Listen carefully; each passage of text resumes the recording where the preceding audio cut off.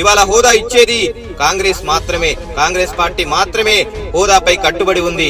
కాంగ్రెస్ గ్యారంటీలను మనం గడప గడపకి చేర్చుదాం. కాంగ్రెస్ పథకాలలో మొదటి గ్యారంటీ పథకం. కాంగ్రెస్ అధికారంలో వస్తే రాష్ట్రానికి 10 ఏళ్లు ప్రత్యేక హోదా గ్యారంటీగా ఇస్తాం. అధికారంలో వచ్చిన వెంటనే హోదాను ఖచ్చితంగా అమలు చేస్తాం. రెండో గ్యారంటీ మహిళా మహాలక్ష్మి. ప్రతి పేద మహిళకు ప్రతి నెల 8,500 రూపాయలు ఇస్తాం. ఏడాదికి 1,00,000 రూపాయలు ఇస్తాం. ఇది మహిళకు భరోసా ఇచ్చే పథకం.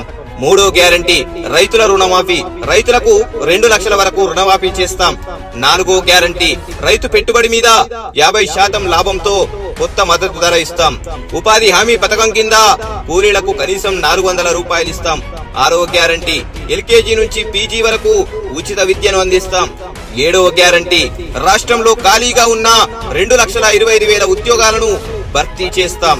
మొట్టమొదటి సంతకం ఉద్యోగాల మీదే, గుర్తుంచుకోండి. ఎనిమిదో గ్యారంటీ ఇల్లు లేని ప్రతి పేద కుటుంబానికి మహిళా పేరు మీద 5 లక్షలతో పక్కా ఇల్లు కట్టుకోవడానికి భరోసా ఇస్తాం.